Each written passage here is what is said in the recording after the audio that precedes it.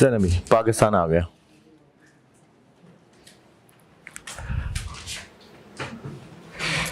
ये मिटा दूं सारा।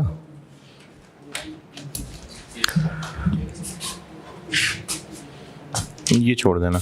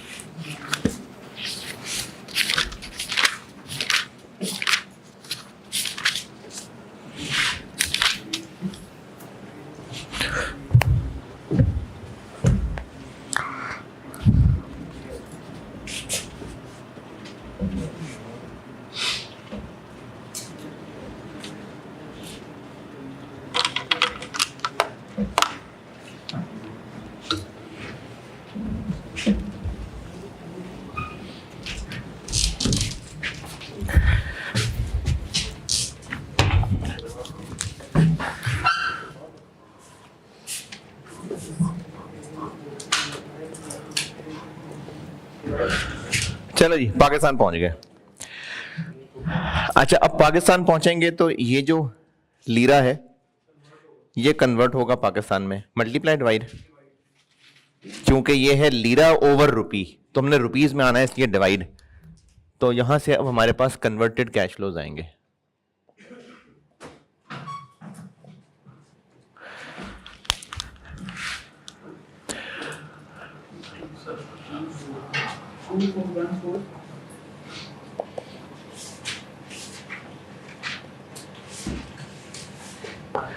ये वाले डिवाइड बाय ये 0 पे आ गया 2414.63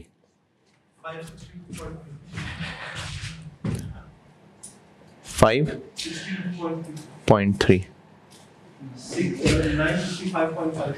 this divided by this 955.5 this divided by this 1664.68 this divided by this 234122 this divided by this 52042 this divided by this 728.65। ये कैश फ्लोज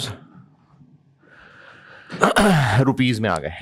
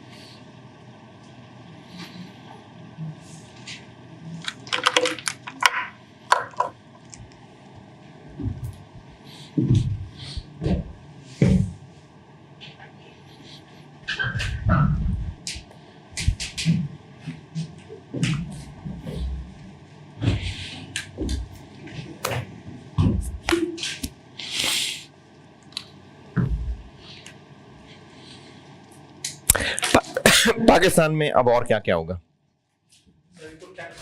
एक तो ये जो गवर्नमेंट्स ने आपस में तय किया हुआ है बाइलैटरल टैक्स ट्रीटी है, तो इसका मतलब है कि जो बाहर टैक्स पड़ गया सो पड़ गया। पाकिस्तान में अब इन ऑपरेशंस पे 4% और पड़ेगा। 4% किस पे लगेगा?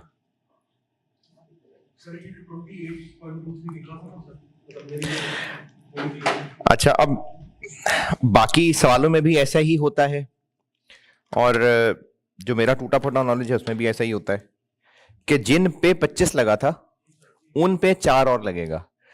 तो दूसरा इख्तलाफ मेरा आईकैप के सोल्यूशन से ये है कि इन्होंने इसके ऊपर 4 लगा दिया ये। हाँ हालांकि इसमें तो वर्किंग कैपिटल भी आ रहा है और प्लांट की कॉस्ट तो चलो 0 पे आ रही है ना। चलो 1 साल में आ रही है ना, हम हर साल में वर्किंग कैपिटल कैश फ्लोज भी आ रहे हैं। तो आई कैप के सोल्यूशन में इस काली लाइन के ऊपर 4% लगा दिया, तो ये मेरा इख्तलाफ है कि नहीं, ऐसे नहीं होना चाहिए। जिन पे 25 लगा था उन पे 4 और लगना चाहिए। और ऐसे ही होता है जैसे बता रहा हूं, ये और भी जो सवाल आए हैं आई कैप में या वैसे एसीसी में बहुत से सवाल होते हैं इसके, तो जिन फॉरेन ऑपरेशंस पे 25 लगा था उन्हीं पे ही, या तो ऐसा होता ना कि लिखा होता कि फॉरेन रिमिटेंस के ऊपर टैक्स है, जो कि 1-2 सवालों में लिखा हुआ है ऐसा, फिर तो इस पे लगाते। लेकिन ऐसी बात नहीं है, बस ये कहा हुआ है कि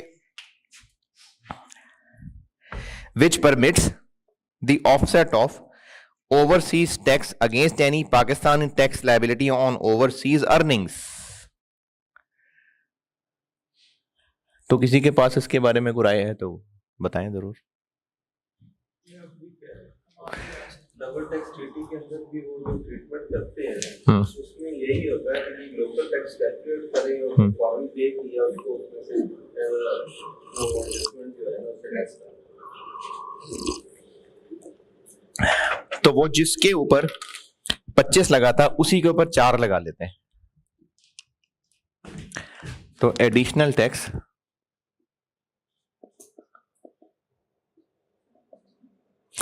अच्छा, एडिशनल टैक्स का फार्मूला देखें। टर्किश लीरा का PBT into 4% divided by into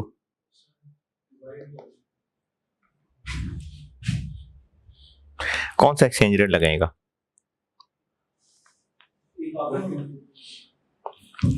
एक आगे वाला, इसको मैं कह देता हूं कि नेक्स्ट ईयर एक्सचेंज रेट, यानी जो 1 में पीबीटी आया हुआ है उसके ऊपर 4% लगाएं, लेकिन उसका टैक्स 2 में जाना था, तो जब 2 में जाना था तो ये वाला एक्सचेंज रेट लगेगा।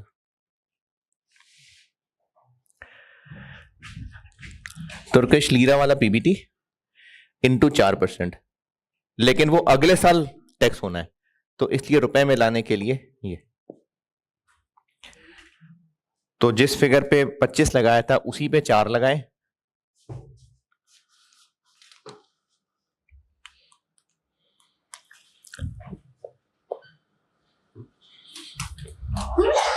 जिस पे 25% लगा था उसी पे 4% लगेगा, और जिस कॉलम में 1 में था तो हम यहां पर लिखेंगे, और ये वाला एक्सचेंज रेट।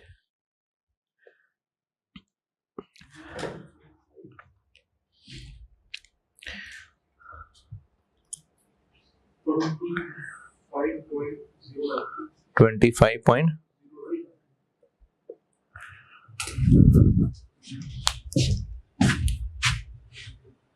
ठीक।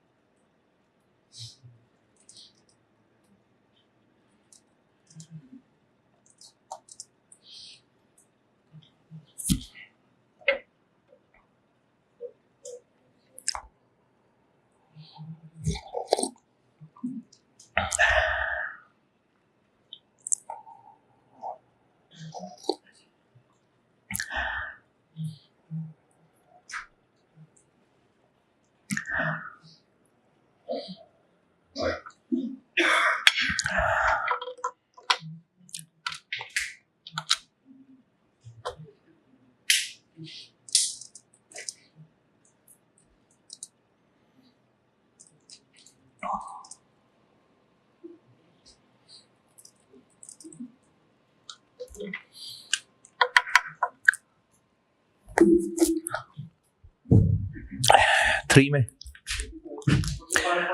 45.94, 77.92, 113.58, 116.58।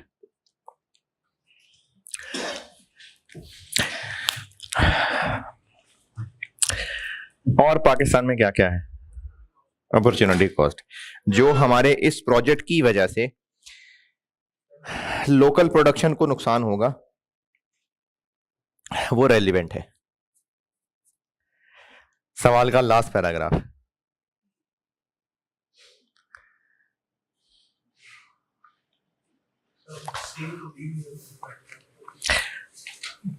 बस ये बताया हुआ है कि जिस चीज को हिट होना है इसकी वजह से, पिछले साल उससे 6,000 मिलियन कमाया था, तो इसमें इन्फ्लेशन का इंपैक्ट आ जाएगा और इसका 10% नुकसान होना है। लास्ट पैराग्राफ में बताया हुआ है कि इसकी वजह से जो एग्जिस्टिंग प्रोडक्शन का हमारी हो रही है, उससे जो 6,000 मिलियन हमने फिलहाल कमाया था आफ्टर टैक्स, यानी इसका टैक्स अब नहीं लेना, इन्होंने ऑलरेडी आफ्टर टैक्स दिया हुआ है, तो इनमें 10% कमी आ जानी है,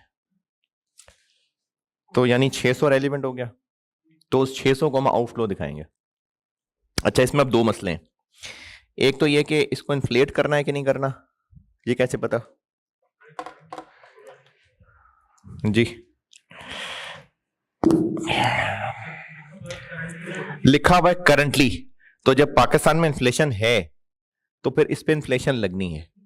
अच्छा, इसमें जो वर्डिंग लिखी हुई है ना, इसके दो मतलब हो सकते हैं। मुझे ज्यादा बेहतर मतलब जो लग रहा है, मैंने उसके हिसाब से सॉल्व किया हुआ है, क्योंकि इसी तरह की वर्डिंग ना कैफ 8 होता था, एक कॉस्ट का पेपर, उसमें भी सेम वर्डिंग हुई थी एक सवाल में, और उसमें जो ट्रीटमेंट किया था मैंने वो किया है। आईकैप ने जो ट्रीटमेंट किया मैं वो भी बता देता हूं। दोनों ही मतलब निकल सकते हैं, लेकिन मुझे जो ज्यादा लग रहा था मैंने उसकी बेस पे सोल्यूशन किया हुआ है, उसकी वजह से सारी एनपीवी नेगेटिव हो गई। आईकैप ने जो सोल्यूशन किया वो भी बता देता हूं, जो मुझे बेहतर लग रहा है वो भी बता देता हूं। अच्छा, एक आप बात दोबारा देखिएगा, ये बाहर यूनिट्स कितने बनने हैं? ये जो प्रोजेक्ट है जिसमें हम कैलकुलेशन कर रहे हैं, हर ईयर के यूनिट्स 40, 60, 90, 120 ग्रो कर रहे हैं ना, चेंज हो रहे हैं ना। ये जो लिखा हुआ है last line, however existing production is expected to reduce by 10% each year, क्या मतलब लगता है इसका? है बिल्कुल लोकल की बात हो रही है, मैंने तो एक चीज बस रिलेट करने की कोशिश की है। इस अंग्रेजी का क्या मतलब लगा है? However existing production is expected to reduce by 10% each year, इसका मतलब ये लग रहा है कि 6,000 था इग्नोरिंग इन्फ्लेशन, तो ये 54 पे आ जाएगा, या 10% ऐसे होता जाएगा।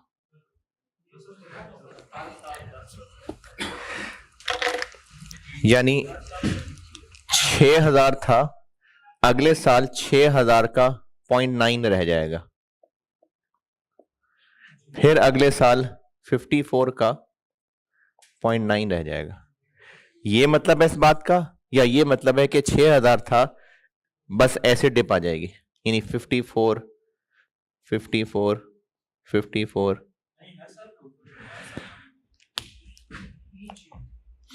बाय 10% ईच ईयर, तो ये बेहतर लग रहा है कि ये लग रहा है? आई कैप के सोल्यूशन में ये हुआ, मुझे ये लगता है कि ये होना चाहिए था। आई कैप के सोल्यूशन में जस्ट इसको एक दफा शिफ्ट डाउनवर्ड्स किया है और बस ये, अगर वो कहता ना रिड्यूस बाय 10% पर ईयर, तो फिर ये मतलब भी निकल सकता है, लेकिन एक वर्डिंग बन रही है 10% ईच ईयर, हर ईयर 10% डाउन रिड्यूस होता जाएगा, तो मुझे तो यही बेहतर लग रहा है, और मेरे ख्याल में आपको भी शायद यही बेहतर लग रहा है। तो ये इस तरह से सोल्यूशन इसका होना चाहिए, मैंने पीछे इसी तरह से किया हुआ है आई कैप में इस तरह से, तो मैं इसी की बेस पे बता रहा हूं। अच्छा, अब इसमें आपके लिए नसीहत, जो भी सवाल में सेंटेंस थोड़ा सा भी एम्बिगुअस हो, उसको आप सवाल के सॉल्यूशन में नोट लिखा करें कि इसका ये मतलब मैं ले रहा हूं। जैसे अगर किसी स्टूडेंट ने इसमें इस तरह से सॉल्व किया होगा तो मतलब तो लग सकता है, तो चूंकि मतलब ये भी बन सकता है तो ये भी मार्क्स पूरे देगा। हाँ, क्यों बोला उसने मैं किस चीज का नाम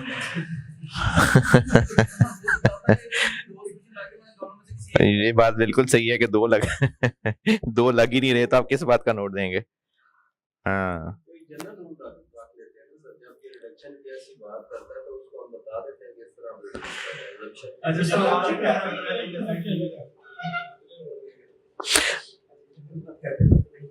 मेरे ख्याल में आप थोड़ा टाइम लगेगा इससे, लेकिन जो जो भी सवाल के अंदर कैलकुलेशन करने को कहा हुआ है, एक तो ना देखें, एक चीज है बिल्कुल ऑब्वियस है कि हर साल के यूनिट्स दिए हुए हैं और हर साल की प्राइसेस हैं, तो उनमें आपको ये कहने की जरूरत नहीं मैं इनको मल्टीप्लाई कर रहा हूं, इसकी अंग्रेजी क्या करनी है लिख के। लेकिन जो भी चीज, अब जैसे यहां पर ये 6000 के बारे में ये नहीं कहा था कि इसने हर साल इन्फ्लेट होना है, जबकि पिछले टेबल के अंदर सेल प्राइस के बारे में कहा हुआ है कि इसने इन्फ्लेट होना है। इसी तरह जो कंपोनेंट्स हैं उनके बारे में कहा हुआ है कि इन्होंने इन्फ्लेट होना है। तो वो तो चीजें क्लैरिटी के साथ हैं, इसमें बस करंटली लिखा हुआ है, तो ये क्लियरली तो नहीं उसने कहा कि आप इसको भी इन्फ्लेट करिए। तो इसलिए इस तरह की बातों में आपको नोट दे देना चाहिए।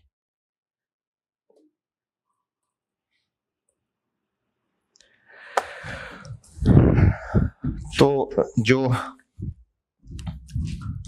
अपॉर्चुनिटी कॉस्ट कह लें इसको, या कैश फ्लो लॉस कह लें, वर्किंग 5 मेरा ख्याल है 4 तक कर लिया था।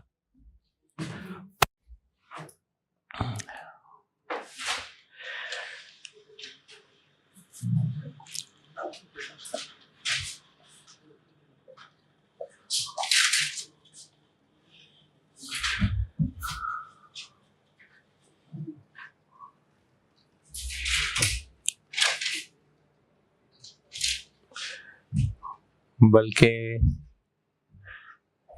किस तरह से बनाए working,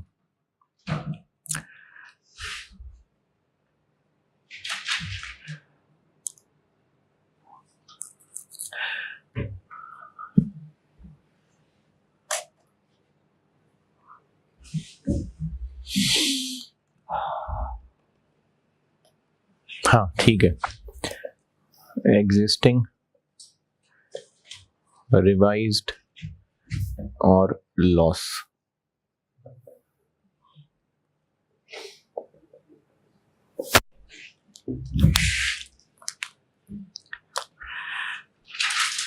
one two three four 5, पिछले साल था 6000, तो अब उसको इन्फ्लेट कर लें।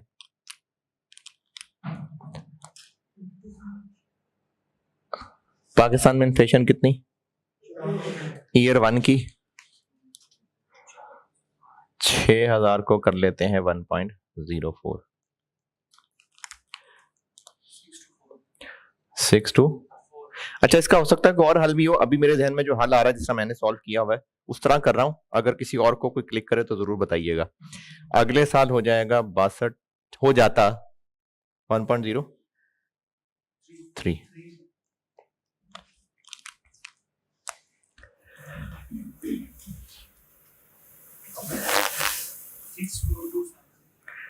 64.2।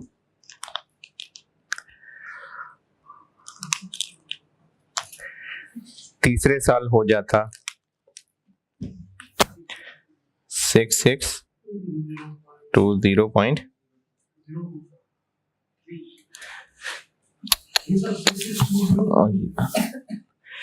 6427.2 into 1.03, 66.02। चौथे साल हो जाता 6620.02 into 1.02, 6752.42।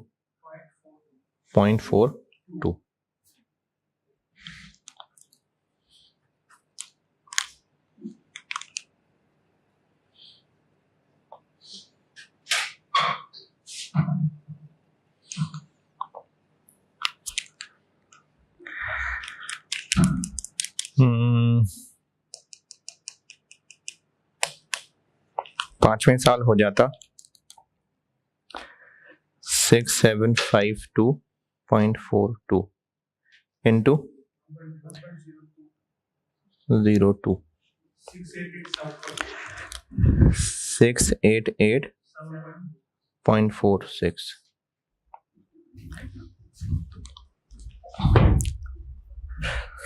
अच्छा, अब रिवाइज्ड के लिए क्या करूं मैं? इनका 90% लेता जाऊं?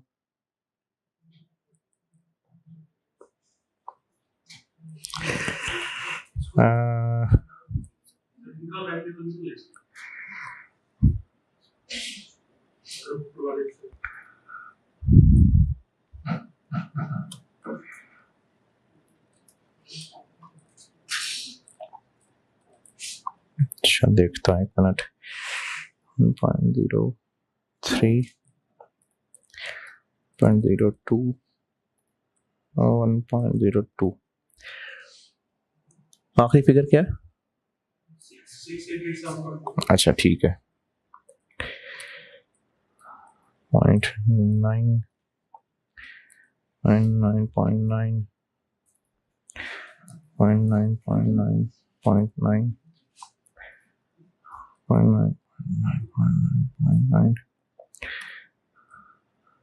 0.9, 0.9, 0.9.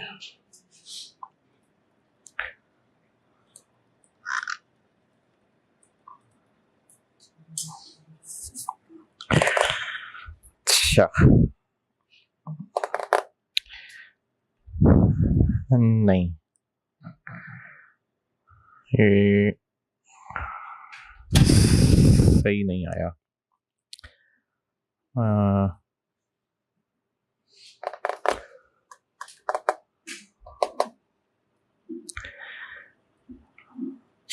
मैंने एक और तरह की थी वर्किंग, अभी मैं एक और तरह करते करते लग रहा हूँ कि कुछ गलत हो गया।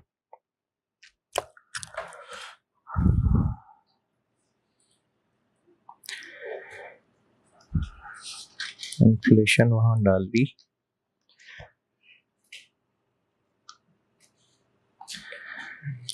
एक सौ 21।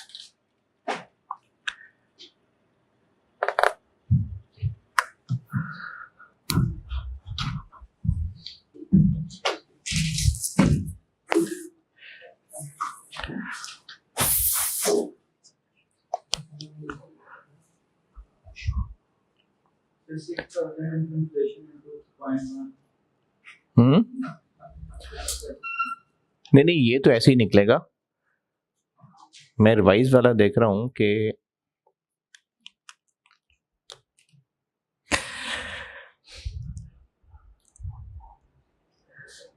6000 इंटू 0.9 और 6000 इंटू 0.9 स्क्वायर, ये वैल्यूज बताइएगा। 5400, 4860। अच्छा, 5400 को इंटू 1.04 करिएगा।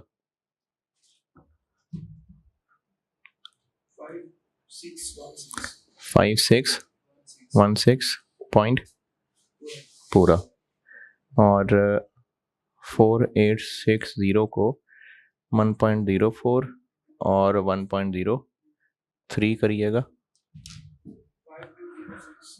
520.03। अच्छा, इसका 0.9 करिएगा। 5616, बस इसका 0.9 दो दफा करिएगा।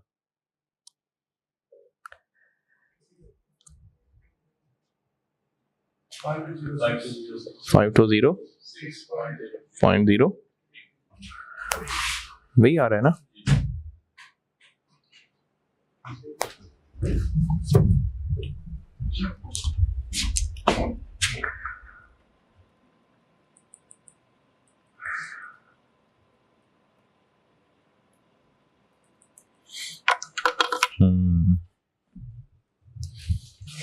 पेन दिखाइए।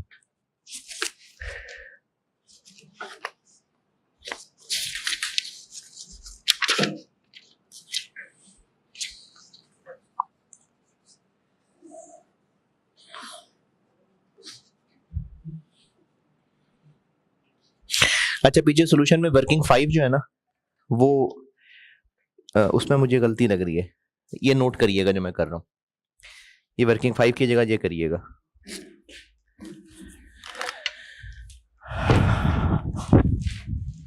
अच्छा, ये मैंने क्या किया, मैंने ये किया कि 6240 को 0.9 कर लिया, और ये मैंने ये किया कि 6427.2 को 0.9 स्क्वायर कर लिया। ठीक है, हैं 6620 को 0.9 क्यूब कर लिया, 6752.42 को 0.94 कर लिया, और 6887.46 को 0.95 कर दिया।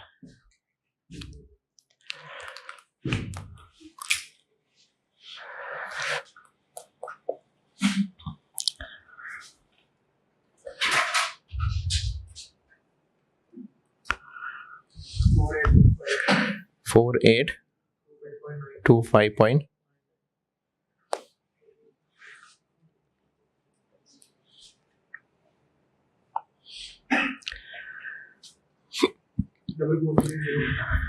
डबल 4 26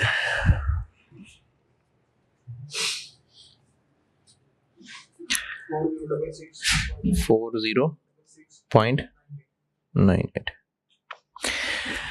अगर सब ऐसे ही चलता रहता तो ये होता, इस प्रोजेक्ट की वजह से ये होगा, तो दोनों का डिफरेंस।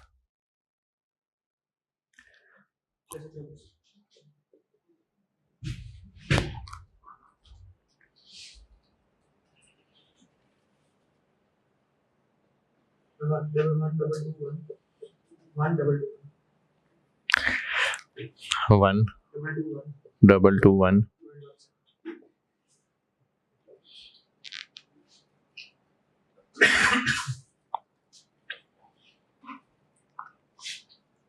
179403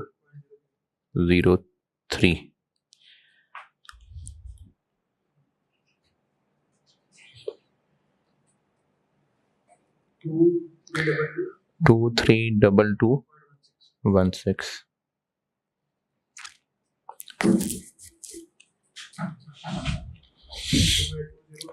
2820.48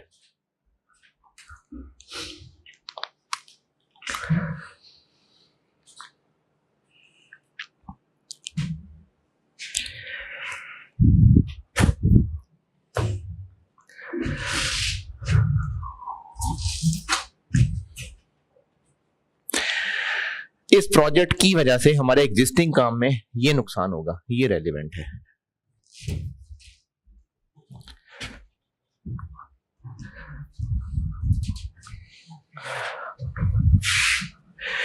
कितनी देर होगी सवाल को करते करते? नहीं नहीं, ये ठीक नहीं है जुमला। क्लास खत्म होने वाली है, नहीं जुमला ठीक, इसमें ग्रामर की मिस्टेक्स हैं।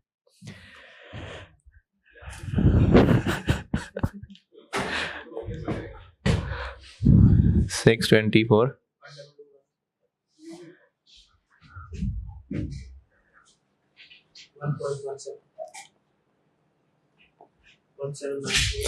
179403 2322.16 282048। और इसके ऊपर टैक्स नहीं है क्योंकि ये ऑलरेडी आफ्टर टैक्स थे। बस भाई ये सवाल था।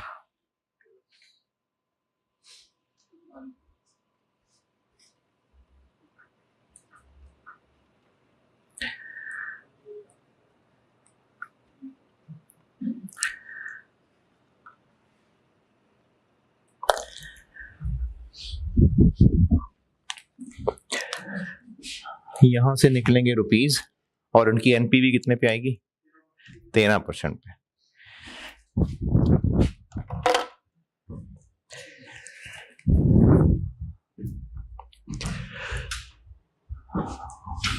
चले, हो जाएगा एक और, कोई मसला नहीं,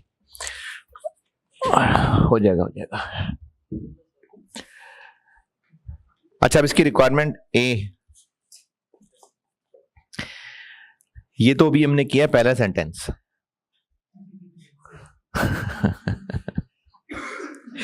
Evaluate whether or not QCL should commence manufacturing ovens in Turkey. Full stop. ये वाला पॉइंट मैंने किया ना, आईकैप ने चूंकि बस सिर्फ ये किया हुआ था तो उसकी वजह से एनपीवी पॉजिटिव आ रही थी, अब इसकी वजह से नेगेटिव चली जाएगी क्योंकि इतनी सारी डिक्रीज आ गई ना, तो ये नेगेटिव आ रही है एनपीवी। तो एनपीवी नेगेटिव है तो ना कर देंगे। As per your evaluation, comment on the cost. किस चीज की कॉस्ट? प्लांट की भी हो सकती है, यूनिट्स की भी हो सकती है। Price and inflation assumptions made by directors of QCL, यानी जो जो क्यूसीएल के डायरेक्टर्स ने कहा था ना सवाल के अंदर, उस पर बताना है कि उसने सही कहा था या गलत कहा था। गलत कहा था, कमेंट करना है, फतवा नहीं देना, कमेंट करना है। हाँ जी, उसने कहा है कि जो सेल प्राइस है वो तुर्की के इन्फ्लेशन रेट पे इन्फ्लेट करेगी। तो इसमें क्या कीड़े निकालें? क्योंकि वो कह रहा है कमेंट करने का, तो कुछ तो करना पड़ेगा। नहीं, उसने जो अजम्पशंस लिए हैं ना उनके ऊपर कमेंट करना है। उसने ये कहा, ये सारा कुछ जो सवाल में दिया हुआ है ये सारा उस डायरेक्टर्स ने सब बातें की हैं। तो उसने कॉस्ट, प्राइस और इन्फ्लेशन के बारे में जो अजम्पशन लिए हैं,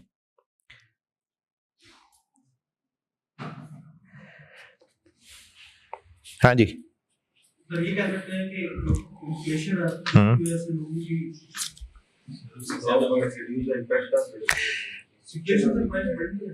इसमें सर वो प्राइस बढ़ा देंगे। नहीं, प्राइस तो हम बढ़ा रहे हैं। प्राइस सिर्फ इन्फ्लेशन से नहीं बढ़ती ना, और फैक्टर्स भी होते हैं, वो तो डिमांड सप्लाई होती है। तो इसलिए इन तीनों के बारे में हम बल्कि चलो एक एक करके कहते हैं। उसने प्राइस के बारे में जो कहा है कि प्राइस तुर्की के इन्फ्लेशन रेट के हिसाब से इन्फ्लेट करनी है, तो प्रोडक्ट की प्राइस जरूरी तो नहीं कि सिर्फ उस मुल्क के इन्फ्लेशन के हिसाब से इन्फ्लेट करे, उसमें तो टेक्नोलॉजी फैक्टर भी होता है, उसमें डिमांड सप्लाई होती है। तो इसलिए उसकी ये बात ठीक नहीं है। यही बात कॉस्ट के बारे में भी है। उसने कहा है जी कि जो तुर्की का इन्फ्लेशन है उससे 3% कम बढ़ेगी। तो अगेन फैक्टर्स चेंज हो सकते हैं, शॉर्टेज हो सकती है लेबर की, तो जरूरी नहीं कि इनकी इन्फ्लेशन कम हो। फिक्स्ड के बारे में उसने कहा है बस सिर्फ 3% बढ़ेगी, हालांकि महंगाई तो और ज्यादा हो रही होगी, तो उसको सिर्फ 3% पे रोक देना सही नहीं है। तो बस ये कमेंट हो गया उसकी बातों पे। और आगे ये भी खुद से अपनी साइंस लगानी है पार्ट बी में। ये पार्ट बी में अपनी साइंस है। पार्ट बी में वो कह रहा है कि अगर गवर्नमेंट की तरफ से कोई रिस्ट्रिक्शंस लग जाएं कि आप तुर्की से पैसा डिविडेंड की शक्ल में नहीं भेज सकते, या कोई भी रिस्ट्रिक्शन लग जाए, तो क्या क्या फनकारियां अवेलेबल है हमारे पास।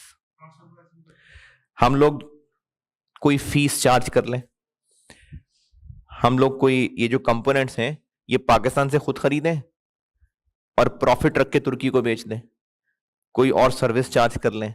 इसी तरह ये जो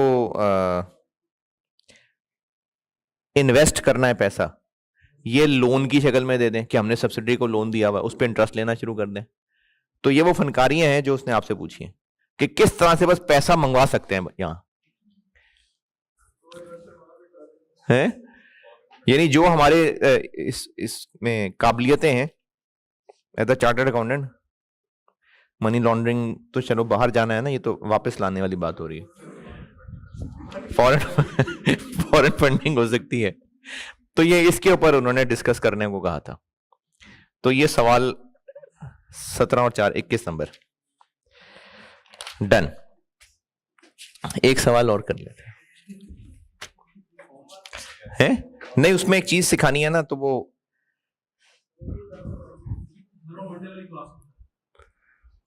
यार सुबह सुबह अभी आप लोगों को थकन हो जाती है, सुबह सुबह कहाँ जाग रहे होंगे? सुबह सुबह फ्रेश होते हैं ना यार। हमारी जो इस वक्त आदत है, क्या हम इशा पढ़ती सो जाते हैं? नहीं, जब सोएंगे रात को 1-2 बजे तो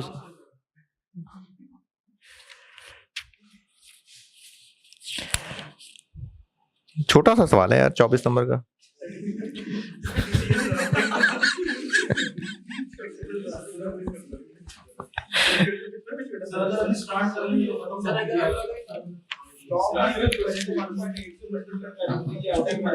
ये वाला क्वेश्चन क्या?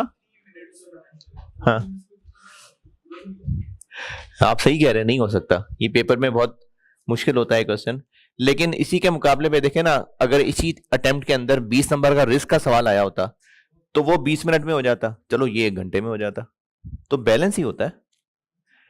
इसके साथ उस दौर में शॉर्ट टर्म डिसीजन मेकिंग होती थी, तो शायद मेरे ख्याल में शॉर्ट टर्म डिसीजन मेकिंग का आसान सवाल था, मुझे लग रहा है कि वो आसान था, थोड़ी देर का था, तो पूरा पेपर मैनेज हो जाता है।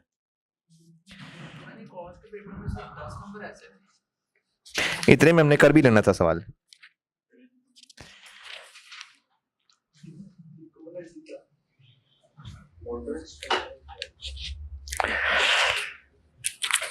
जी, इरादा तो यही है।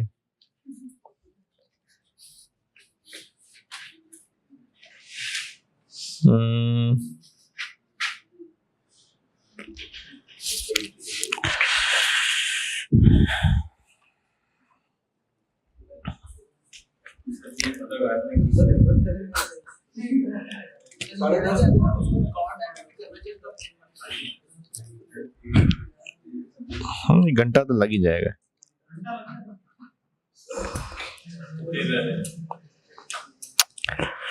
अच्छा है, आपने कर लेना होमवर्क। ये जितने लोग हैं ये होमवर्क करने वाले हैं।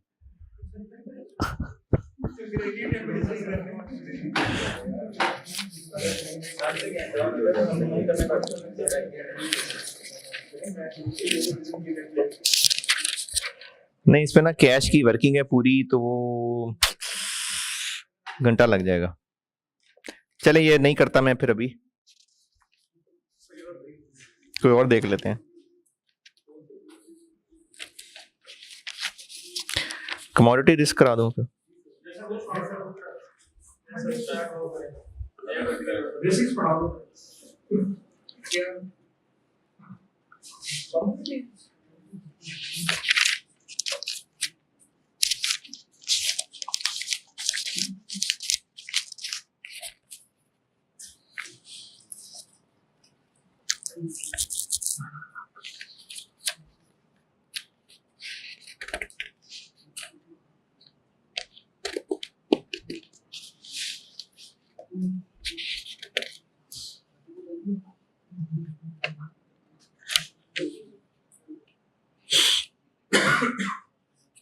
चलें, 10 तक तो करें ना। ये सवाल फिर मैं खुद ही कराऊंगा क्लास में। कमोडिटी रिस्क कराता हूं।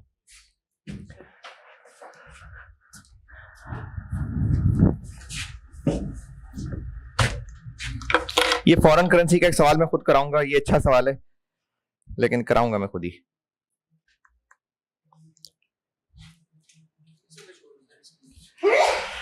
हैं? कितने सफ़े छोड़ने?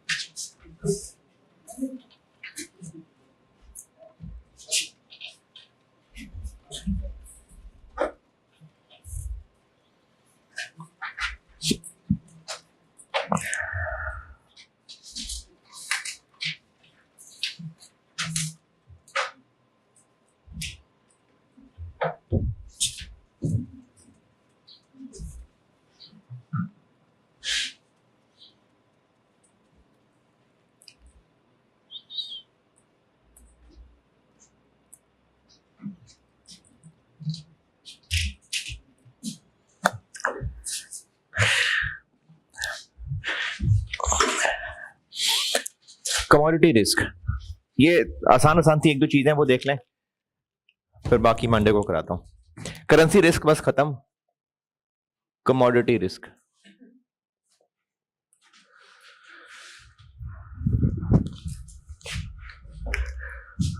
कमोडिटीज होती हैं जो जी प्रोडक्ट्स, मतलब जो इंटरनेशनली एक जैसी शक्ल ही होती है इनकी, जैसे गोल्ड है, कॉटन है, ये क्रूड ऑयल है, सिल्वर, कॉपर, वीट। और शेयर वैसे कमोडिटी तो नहीं है, लेकिन सवालों में होगा इसलिए मैं शेयर्स भी यहीं बता देता हूं, वरना शेयर्स कमोडिटी नहीं है ऐसा, वरना इसमें जो हेजिंग सीखनी है शेयर्स में भी वही हेजिंग लग रही होती है, इसलिए मैं इस टॉपिक में शेयर्स भी साथ ही बता रहा हूं। शेयर्स यानी मैं इन्वेस्टमेंट इन शेयर्स की बात कर रहा हूं।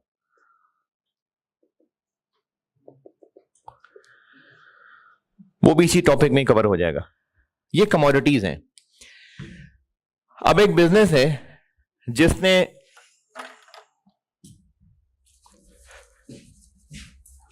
वीट खरीदी थी, लेकिन अब कुछ अरसे के बाद इसको बेचना है, तो उसको फिक्र यह है कि कहीं ये मार्केट में सस्ती ना हो जाए।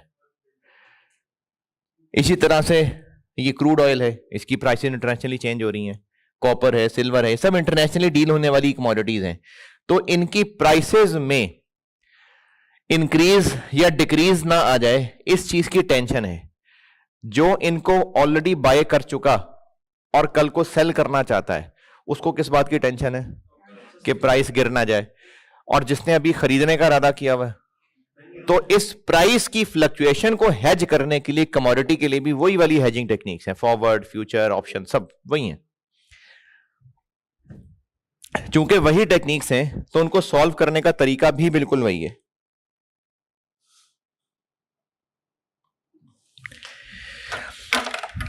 अब वो रिलेट करने के लिए ये पेज नंबर 356 पे आइएगा, क्योंकि बिल्कुल वैसी वैसी सी है ना, तो सवाल वैसे ही होगा। पेज 356, कमोडिटी रिस्क, मैंने एक टेबल बनाया हुआ है करेंसी के साथ, इसको लिंक करके। जैसे सबसे पहले फॉरवर्ड है, तो करेंसी फॉरवर्ड में क्या एग्री कर लेते थे हम बैंक के साथ? एक्सचेंज रेट ना। यहां पर क्या एग्री कर लेंगे? कमोडिटी का रेट एग्री कर लेंगे। यानी इसका सवाल क्या हो सकता है कि हमारे पास गोल्ड है, कल को हम सेल करना चाहते हैं, 3 महीने बाद सेल करना चाहते हैं, तो 3 महीने का फॉरवर्ड कर लें, तो टोटल कितने रुपए मिलेंगे, कैसे निकालें? जैसे करेंसी में करते थे, फॉरवर्ड रेट जो मिलेगा उससे मल्टीप्लाई कर दें। तो जिस तरह करेंसी फॉरवर्ड होता था, बिल्कुल वैसी कमोडिटी फॉरवर्ड है, बस वहां पर जो रेट तय होता था वो एक्सचेंज रेट था, यहां पर प्राइस तय हो जाएगी। तो इसमें तो सवाल करने की भी जरूरत नहीं है? अच्छा, इसमें फॉरेन लोकल करेंसी नहीं है, इसमें बस प्राइस। फ्यूचर, करेंसी फ्यूचर में कॉन्ट्रैक्ट साइज क्या था?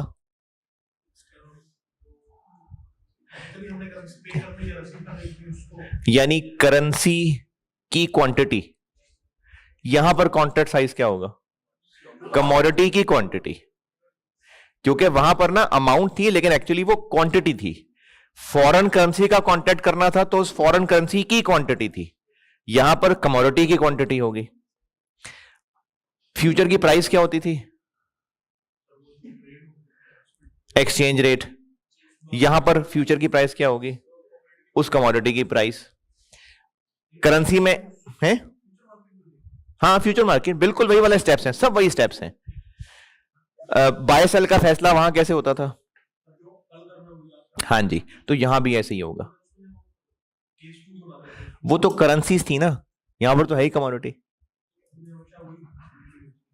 तो जो काम हमने कल करना है वही काम उसके फ्यूचर में आज कर देंगे। तो इसका एक आसान सा सवाल वो आप ही कर देते हैं। खुद बना के सवाल अभी कर देते हैं। पास्ट पेपर के बड़े अच्छे अच्छे सवाल हैं इनके, वो मंडे को करते हैं।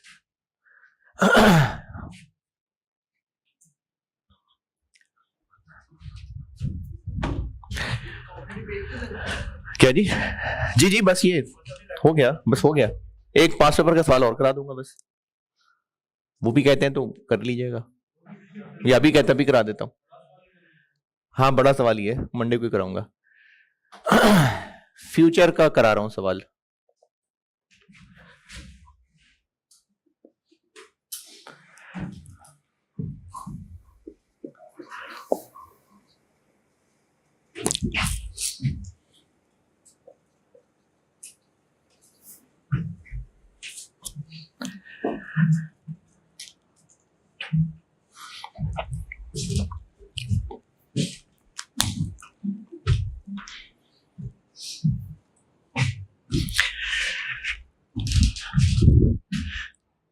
क्या खरीद लें? क्रूड ऑयल खरीद लेते हैं, और क्रूड ऑयल खरीद लेते हैं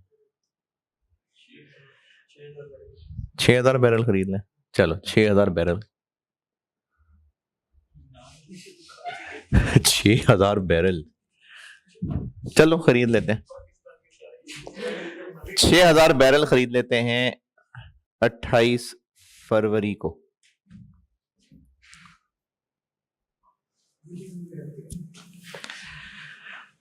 और कॉन्ट्रैक्ट फ्यूचर कॉन्ट्रैक्ट साइज है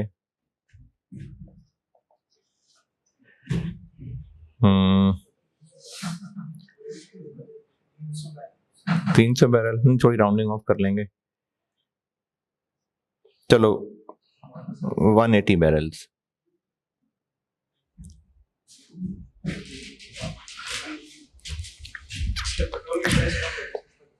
सस्ता कर लेते हैं, चलो। Spot and future prices.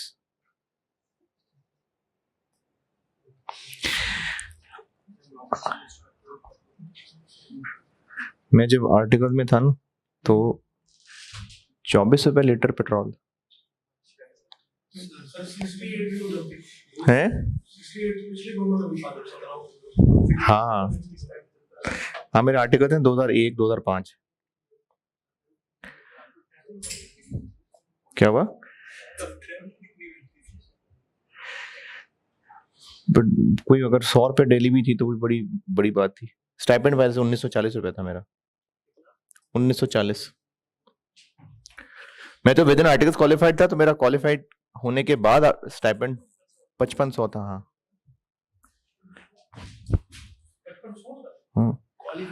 मेरे आर्टिकल्स में भी 5 महीने थे, तो मैंने क्वालिफाई किया था, तो 5500 स्टाइपेंड था। अच्छा जी, स्पॉट। जो हमारे फर्म में मैनेजर बैठे हुए थे क्वालिफाइड, वो मेरे ख्याल में नहीं 10,000 नहीं, मेरा ख्याल है 25-30 हजार। नहीं, पहली जो मेरी जॉब लगी थी वो 55,000 की लगी थी।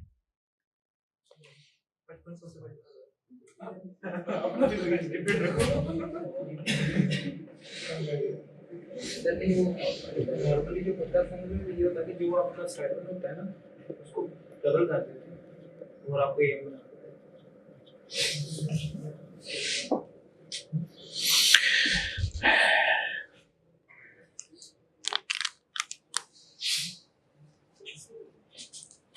कितने रुपए का कर लें बैरल? है नहीं नहीं, रुपए रुपए 1000 रुपए का बैरल। चलो अपना सवाल है, अपनी क्लास है, अपना सवाल है 250 रुपए का बैरल।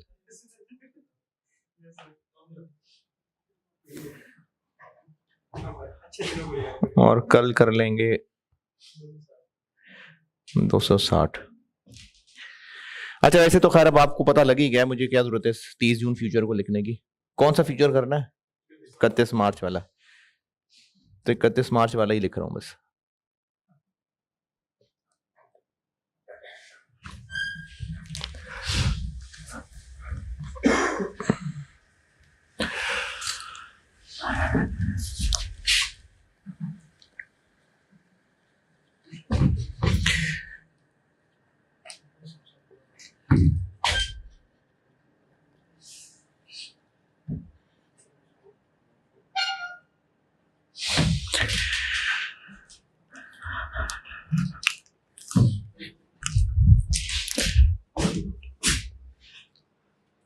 रिक्वायर्ड है टोटल रुपी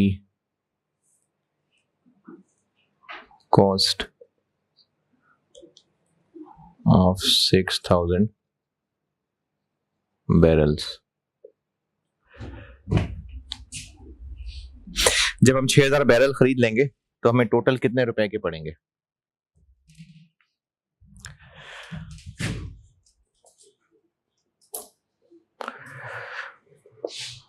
bye sell, sell bye.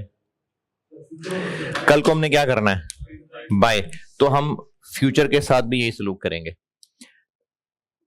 Bye now cell कल। जिस काम से हम डर रहे होते हैं ना, जो काम हम कर रहे होते हैं, फ्यूचर जुआ भी उसी काम पे खेलते हैं जाके।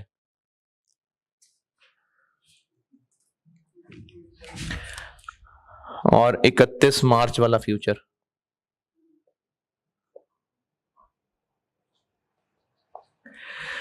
नंबर ऑफ कॉन्ट्रैक्ट्स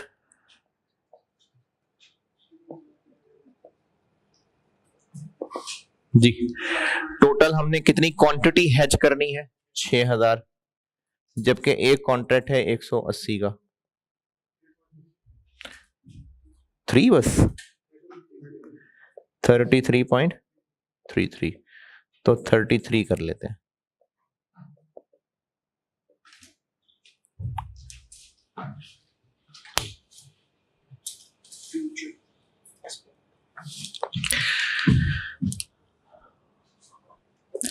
स्पॉट की ट्रांजैक्शन ये होगी कि हम असल में 6,000 बैरल खरीदेंगे और एक मिलेगा 260 का, 260 रुपए का बैरल।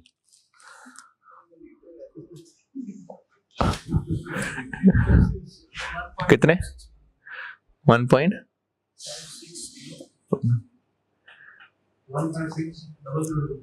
ठीक। और फ्यूचर का आउटकम क्या होगा?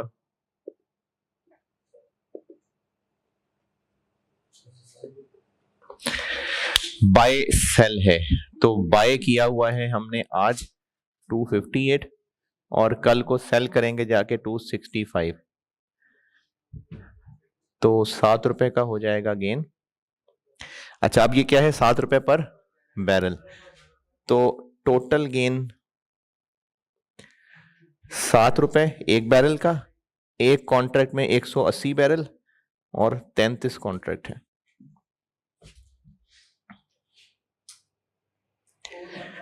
$415।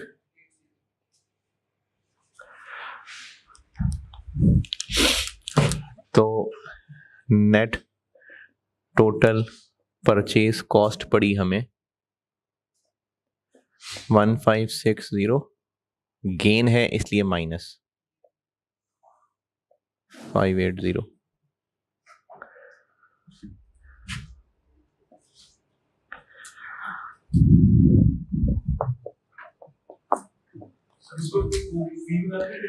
क्या जी? फ्यूचर मार्केट है, फ्यूचर मार्केट में तो कोई फीस नहीं थी। 1518420, ये कमोडिटी फ्यूचर।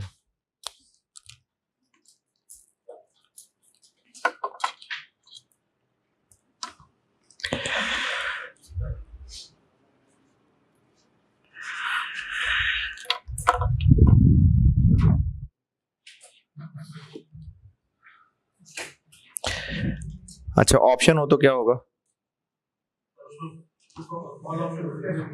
सब वही है। पुट ऑप्शन मतलब कमोडिटी बेचने की ऑप्शन, कॉल ऑप्शन कमोडिटी खरीदने की ऑप्शन।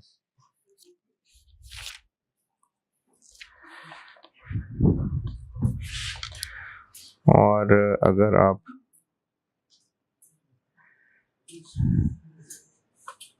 कर सकें तो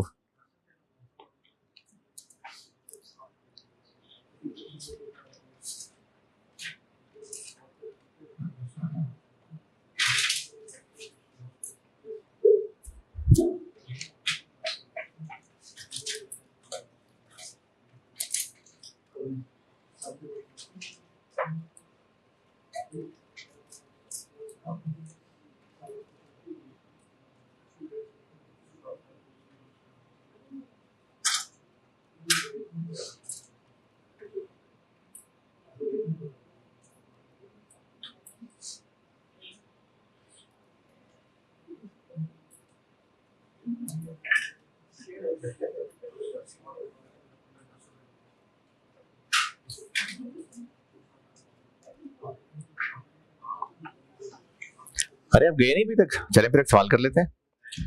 छोटा सा सवाल है, छोटा सा। जून 22 खोले, जून 22, छोटा सा सवाल है। जून 22, छोटा सा सवाल, जुबानी जुबानी। जून 22 नहीं, बुक में नहीं है। जून 22 जो कल, उसका पार्ट है, 4 नंबर का है सिर्फ। जून 22 पार्ट ए पढ़े। ये ऐसी जुबानी जुबानी यही कर लेता हूं जी। क्वेश्चन नंबर 1 का पार्ट ए।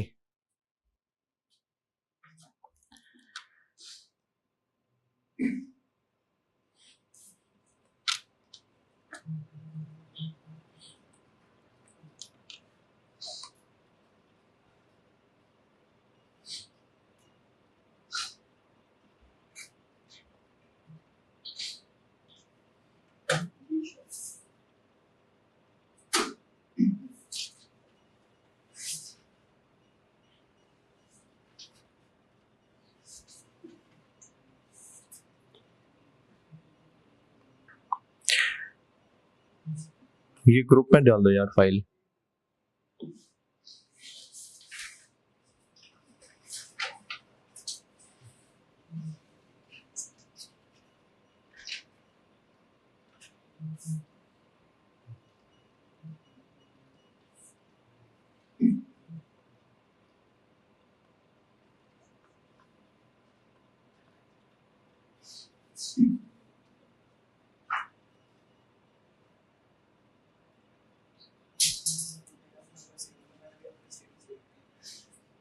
मैं तो स्टेटस रखता ही नहीं है भी कोई स्टेटस। मेरा मेरा ख्याल है पहला और आखिरी वही था शायद, राइस छोड़ा।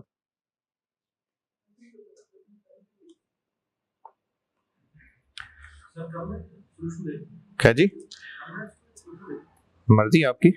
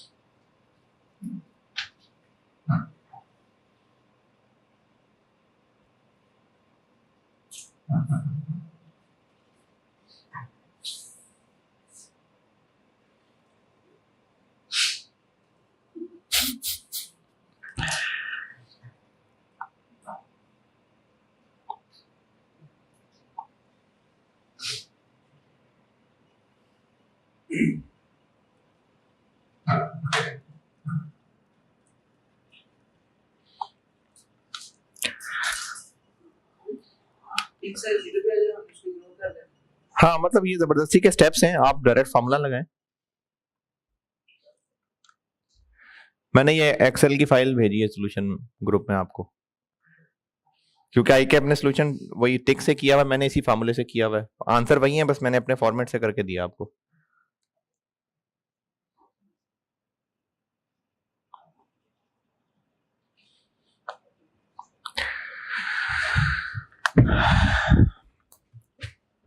आपको चाहिए तो मुझे वो मैसेज कर दो, मैं जवाब में दे देता हूँ।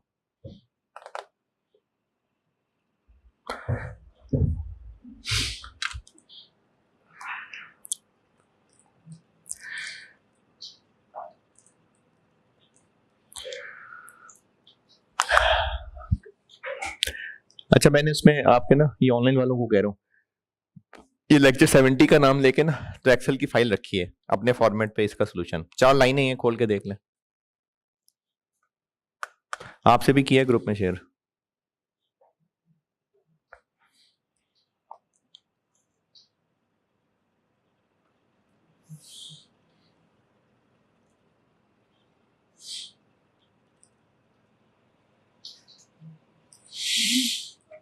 हाँ जी, 30,000 पाउंड्स, 3 लाख पाउंड्स, ये हमने कस्टमर को देने हैं।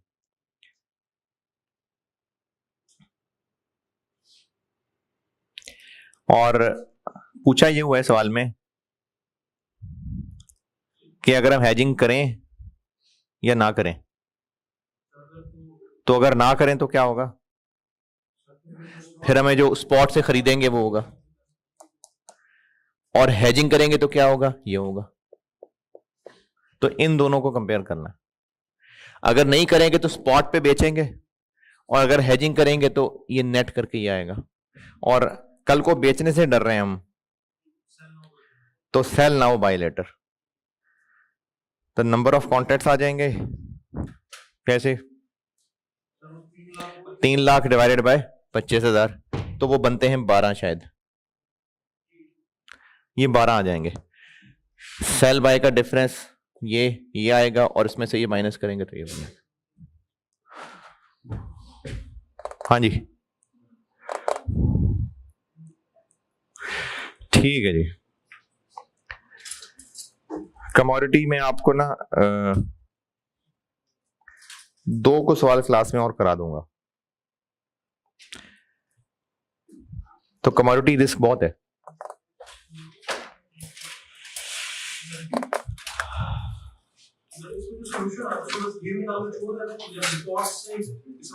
फर्क बताना है ना, रिक्वायरमेंट देखे ना,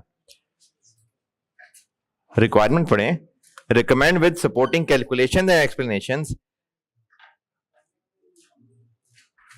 कि अगर वो प्रोसीड करता है हेज पे तो इसको कंपेयर करें कि अगर ना करता तो क्या होता।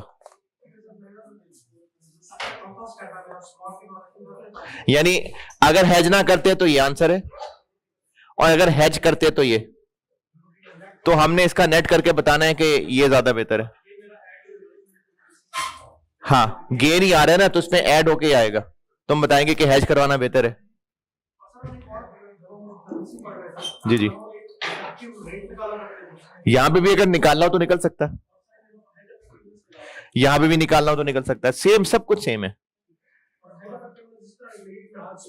जी। स्पॉट का डिफरेंस क्या हुआ, वो लॉस हो गया, और इसका बिल्कुल ऐसे। ठीक है जी, अल्लाह हाफिज।